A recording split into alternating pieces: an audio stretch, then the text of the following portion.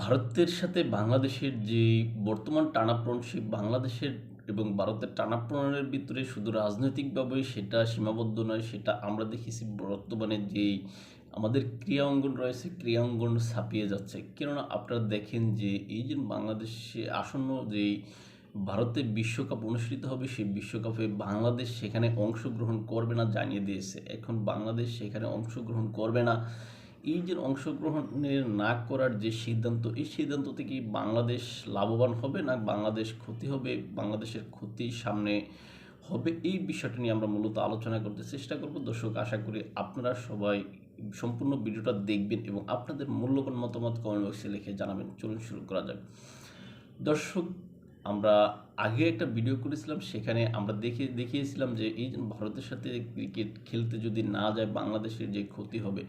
আপনারা জানেন যে ভারত এবং বাংলাদেশের যে সম্পর্ক, সেই সম্পর্কটা সবসময় ভালোই ছিল, কিন্তু সাম্প্রতিক সময়ে বিশেষ করে অন্তর্বর্তীকালীন সরকার আসার পরে আমরা দেখেছি সেই সম্পর্কে খুবই তলানিতে, যেই তলানিতে আসলে সেখান থেকে কিভাবে উত্তরণ হবে সেই সম্ভাবনা আমরা বর্তমানে দেখছি না। এখন যে এই যে সম্ভাবনা নাই সেখান থেকে উত্তরণের, তারপরও সরকার এটাকে আরও মানে খারাপ পর্যায়ে নিয়ে যেতে চেষ্টা করতেছে বা করে, এটা কেন? আপনি দেখেন যে ক্রিকেটকে বা খেলাধুলাকে বিভিন্ন দেশের কূটনৈতিক উন্নয়নের কিন্তু একটা পদক্ষেপ হিসেবে ধরা যায়।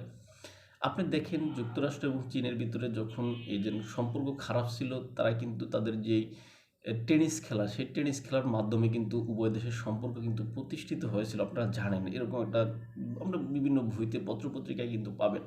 অর্থাৎ বলা যায় যে এই যে খেলাধুলাকে কেন্দ্র করে বিভিন্ন দেশের কূটনৈতিক সম্পর্ক বৃদ্ধি পায় বা কূটনৈতিক সম্পর্ক তৈরি হয়। আর আমাদের বাংলাদেশ এবং ভারতের ক্ষেত্রে আমরা দেখতে পাচ্ছি উল্টো একটা বিষয়। কেননা এই যে বাংলাদেশের যে পরিস্থিতি, এই পরিস্থিতিকে কেন্দ্র করে বাংলাদেশ ভারতে ক্রিকেট খেলতে যাবে না, সে বিষয়টা বলা হয়েছিল। অবশেষে ভারত যেই মানে আইসিসির কাছে বাংলাদেশ আবেদন করেছিল যে ভারতে বাংলাদেশ খেলতে যাবে না, এটা তারা মানে আইসিসির কাছে আবেদন জানিয়েছে। আইসি আইসি বাংলাদেশের আবেদনের পরিপ্রেক্ষিতে আইসিসি একটা ভোটাভুটির আয়োজন করছে। আইসিসির যেই বোর্ড রয়েছে, বোর্ড সভায়, সেখানে ভোটাভুটিতে ক্রিকেটের যে সদস্যগণ রয়েছেন সেখানে 14/2 ভোটে সেখানে বাংলাদেশ হেরে গেছে। এখন বাংলাদেশের পক্ষে যে 2টা ভোট পড়েছে, একটা ভোট বাংলাদেশ নিজে দিয়েছে, আর একটা ভোট সহায়তা করে বা অনুগ্রহ করে পাকিস্তান একটা ভোট বাংলাদেশের পক্ষে দিয়েছে। এখন বাংলাদেশের ক্রিকেটের কূটনীতি দেখেন কতটা নিচু পর্যায়ে রয়েছে, যেখানে আপনি শ্রীলঙ্কা বা অন্যান্য ছোট দলগুলোর মতো, আফগানিস্তানের মতো দল বাংলাদেশের পক্ষে ভোট দেয়নি। আপনি দেখেন সাধারণ একটা বিষয় দেখেন যে জিম্বাবু কিছুদিন আগে, মানে আপনারা জানেন কয়েক মাস আগে জিম্বাবুর ক্রিকেটের কী অবস্থা হয়েছিল। তখন বাংলাদেশের আমরা যারা জনগণ ছিলাম, আমরা কিন্তু সোশ্যাল মিডিয়ায় যেই প্রচারণা করেছি, সেখানে আমরা বলতাম যে জিম্বাবুকে যাতে আমাদের ক্রিকেট বোর্ড সহায়তা দেয়, সহায়তা দিয়ে জিম্বাবুর ক্রিকেটটাকে যাতে মানে ঠিক করে, এরকম একটা কথা আমরা কিন্তু বলতাম। আমাদের সকল জনগণ কিন্তু বাংলাদেশের এরকম পোস্ট করছে, এরকম লেখালেখি করছে। সেই জিম্বাবু কিন্তু বাংলাদেশের পক্ষে একটা ভোট দেয়নি। আপনারা চিন্তা করছেন? অথচ আমরা গায়ের জোরে যে আসিফ মাহমুদ, আমাদের যিনি আসিফ নজরুল রয়েছেন, তার কথায় আমরা যে ক্রিকেটকে আজকে কোন খাদের কিনারায় নিয়ে যাচ্ছি, যেখানে এই যে জিম্বাবুর মতো একটা দেশ বাংলাদেশের পক্ষে ভোট দেয়নি। ইংল্যান্ড, অস্ট্রেলিয়া এগুলোর কথা বাদই দিলাম, আমরা জিম্বাবুর কথাই আমরা যদি চিন্তা করি, সেখানে একটা ভোট আমরা পাচ্ছি না। এখন সব মিলে আসলে আমাদের কূটনৈতিক অবস্থা এত খারাপ যে আমরা আসলে ওই জিম্বাবুর ভোটটা তো হয়তো অর্জন করে বা আদায় করে নিতে পারি না, আমরা এই অবস্থা।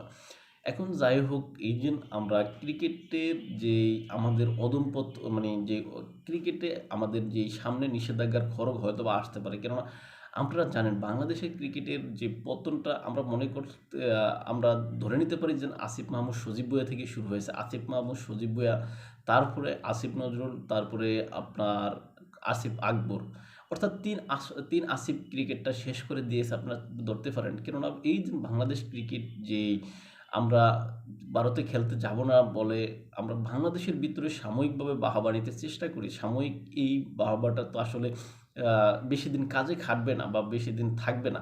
কেননা আমরা বাঙালিরা আসলে মানে সময়ের সাথে সাথে সব ভুলে যাই, আপনারা জানবেন। এখন এই যে আমরা সাময়িক বাহবা যদি আমরা আসিফ নজরুলকে দেই, বা তার কারণে যেহেতু খেলতে যাওয়া হয় না বলে আমি মনে করি। এখন এই সাময়িক বাহবাটা কিন্তু আসিফ নজরুল হয়তো আপনার সাময়িক বাহবাটা তিনি নেবেন, কিন্তু স্থায়ীভাবে আদতে বাংলাদেশের ক্ষতি হলো, বাংলাদেশ ক্রিকেটের ক্ষতি হলো।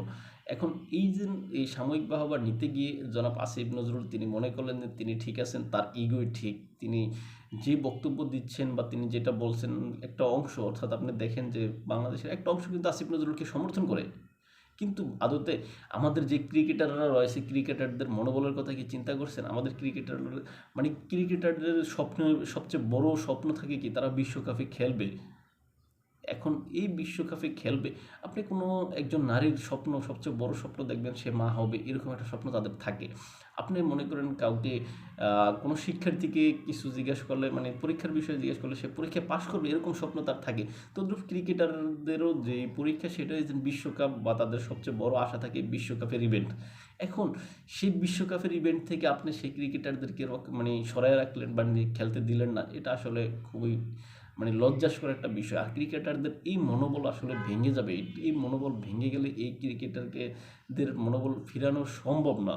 হ্যাঁ, তখন আপনি কি করবেন, আপনার ক্রিকেটের অবস্থায় খুবই বাজে হবে। দেখবেন যে ক্রিকেটের আমরা তরতর করে উন্নত হচ্ছিল, যে ক্রিকেটটার আমাদের মানে যে ক্রিকেট আমাদের যদিও আপনার কোনো বৈশ্বিক ইভেন্টে বড় প্রাপ্তি ক্রিকেটের নেই, কিন্তু তারপর আপনি তো এটাকে বাদ দিতে পারবেন না, আপনি তো এটাকে শেষ করে দিতে পারেন না। কেননা আপনি জানেন বাংলাদেশের বা বাঙালির যেই আবেগ অনুভূতি ক্রিকেটের ঘিরে কিন্তু রয়েছে।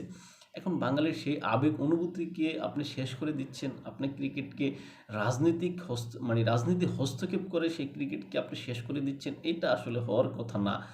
এখন এই যে আপনার ইগোর কারণে ক্রিকেট যদি আজকে ধ্বংস হয়, ক্রিকেট যদি শেষ হয়ে যায়, ক্রিকেট যদি আন্তর্জাতিক নিষেধাজ্ঞায় পড়ে, ক্রিকেটের এই যে আন্তর্জাতিক নিষেধাজ্ঞা বা আন্তর্জাতিক কোনো খেলোয়াড়রা যেমন কোনো কারণ দেখিয়ে যদি বাংলাদেশে না আসে, তখন বাংলাদেশি ক্রিকেটাররা অন্য কোনো বড় বড় শক্তির সাথে তখন প্রতিযোগিতা করতে পারবে না। তখন দেখবেন বাংলাদেশের ক্রিকেটের মান একদম নিম্ন পর্যায়ে যাবে। আপনার ইগো জনাব আসিফ নজরুল কাজে আসবে না, আপনার ইগো আপনার কাছেই থাকবে। আপনার ইগো ওই যে আপনি যে 26 লক্ষ ভারতীয়দের কথা বলেন যারা বাংলাদেশে চাকরি করে, আপনার ইগো ওইখানেই আটকে থাকবে। আপনি আজকে মানে 16-17 মাস পর্যন্ত আপনি রাষ্ট্র ক্ষমতায় রয়েছেন, আপনি এখনও একজন ভারতীয়দের চাকরির মানে যারা বাংলাদেশে চাকরি করে এরকম দেখাতে পারেন না, অথচ আপনি কি বড় বড় কথা বলেন, যেটা আসলে আপনার উচিত না বলে আমি মনে করি। এখন যেটাই হোক, আপনি আপনি অর্থাৎ আসিফ, আসিফ নজরুল, আসিফ মাহমুদ, সজীব ভুঁইয়া এবং আসিফ আকবর, তারা তিনজনে মিলে বর্তমানে ক্রিকেটটা ধ্বংস করে দিচ্ছে বলে মনে হয়। এখন আপনি দেখবেন যে পোলাপানে মানে কিছু আমাদের বাংলাদেশি আমাদের ভাই বোনেরা দেখবেন যে কীভাবে এখন আসিফ নজরুল বা আসিফদেরকে নিয়ে কীভাবে ট্রোল করে। সেই ট্রোলে তারা অলরেডি একটা গানের মতো মিলে তারা যেভাবে বলে, হ্যাঁ, আসিফ, আপনারা জানেন আসিফ আকবর আকবর যেহেতু একজন কণ্ঠশিল্পী সেহেতু আসিফ আকবরের একটা গান আছে, বেশ বেশ বেশ সাব্বাস বাংলাদেশ, এরকম একটা গান। এখন অনেকে সেই গানটাকে উল্টা করে বলে, হ্যাঁ, বেশ বেশ বেশ আপনার আহ, তিন আসিফে মিলে মিলে করলো ক্রিকেট শেষ শেষ শেষ, এরকম একটা গান তারা গায়। দেশ দেশ দেশ তিন আসিফে মিলে করলো ক্রিকেট শেষ শেষ শেষ, এরকম একটা গান তারা মিলে সুন্দরভাবে গায়। আমি হয়তো এখানে সাধারণভাবে বলেছি। এখন এটা কিন্তু সামনে আরও অনেক বেশি করবে। কেননা এই যে বাঙালি বা বাংলাদেশের মানুষকে আপনি কিন্তু থামিয়ে রাখতে পারবেন না। বাংলাদেশের মানুষ এই যে ক্রিকেটকে যতটা ভালোবাসে, ক্রিকেটকে যতটা এখানে বাংলাদেশের মানুষ মানে সকল বিষয়ে তাদের দ্বিমত থাকতে পারে। সেখানে আওয়ামী লীগ, বিএনপি বা জাতীয় পার্টি বা জামাত বা XYZ বিভিন্ন বিষয়ে তাদের মতভেদ থাকতে পারে। কিন্তু ক্রিকেটের ক্ষেত্রে সবাই কিন্তু ঐক্যমত থাকে, সবাই কিন্তু এক কাতারে দাঁড়ায়, সবাই কিন্তু এক কাতারে দাঁড়িয়ে বাংলাদেশের ক্রিকেট খেলা উপভোগ করে। যে বাংলাদেশ ক্রিকেট জিতলে বা 4-6 মারলে তখন সবাই আনন্দে উদ্দোলিত হয়। সেখানে আপনার হই হই চিৎকার, হ্যাঁ, ডাক, চিৎকার চিল্লাফিল্লা করে আনন্দ করে আর কি। আর যখন সেখানে বাংলাদেশ ক্রিকেট খারাপ করে আন্তর্জাতিক মাঠে, তখন সবাই লাগে যেন পুনঃপত্য নীরবতা পালন করে, সেখানে কোনো কথা বলে না, সেখানে কেউ কেউ চোখে পানি ফেলে। এই হচ্ছে বাংলাদেশের ক্রিকেট, এই হচ্ছে বাংলাদেশ ক্রিকেটের প্রতি মানুষের ভালোবাসা। এখন সেই ক্রিকেটকে যদি আপনি এখানে শেষ করে দেন আপনার ইগোর কারণে, সেটা আসলে বাংলাদেশের মানুষ মেনে নিবে না, বাংলাদেশের মানুষ এটা ভালোভাবে নিবে না। এই যে আন্তর্জাতিক যেই আপনার নিষেধাজ্ঞা বা আন্তর্জাতিক যেই ক্রিকেটের আন্তর্জাতিক যে বড় বড় প্লেয়াররা বা বড় বড় যে সমস্ত দলগুলো আছে, তারা যদি বাংলাদেশ ক্রিকেটে না আসে, তাহলে বাংলাদেশ ক্রিকেটের অবকাঠামোগুলো আছে এইগুলো দেখবেন ICC আইসোলেশনে নিতে বাধ্য করবে। তখন আমাদের ক্রিকেটাররা শুধু বসে বসে ব্যাটে তেল মাখবে আর আসিফ নজরুলকে গালাগাল দিবে, এটা করা ছাড়া আর তাদের কোনো কাজ থাকবে না। তারা সবসময় এটা মনে করবে বা বলবে যে আসিফ নজরুল, আসিফ মাহমুদ, সজীব ভুঁইয়া এবং আসিফ আকবর তিনজনে মিলে আমাদের ক্রিকেট, আমাদের কেরিয়ার সব কিছু ধ্বংস করে দিয়ে গেল। অর্থনৈতিকভাবে ক্রিকেটাররা ক্ষতিগ্রস্ত হবে, অর্থনৈতিকভাবে দেশ ক্ষতিগ্রস্ত হবে, অর্থনৈতিকভাবে ক্রিকেট বোর্ড ক্ষতিগ্রস্ত হবে।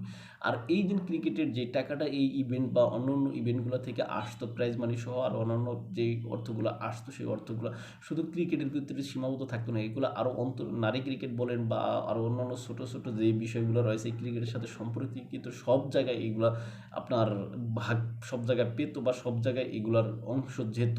এখন সেটা না করে মানে এখন সকল বিষয়গুলো এখানে মানে থেমে যাবে, থমকে যাবে। এখন এই থমকে যাওয়ার পিছনে ওই যে যে আসিফকে সবাই দায়ী করবে। তাই ভালো থাকবেন সবাই, দেখাবো অন্য কোনো ভিডিওতে অন্য কোনো বিষয়ে। আমাদের ক্রিকেটে এরকম কোনো আন্তর্জাতিক খরচ বা নিষেধাজ্ঞা না আসুক এই আশাবাদ ব্যক্ত রেখে ভিডিও অনুষ্ঠান এখানে শেষ করলাম। আর আমাদের যদি আপনারা ফলো করতে চান ইউটিউব এবং ফেসবুকে স্বপ্নচারীর কথা নামে, ইনস্টাগ্রাম, টিকটকে এনায়ত হোসেন দেখতে পারেন। আল্লাহ হাফিজ।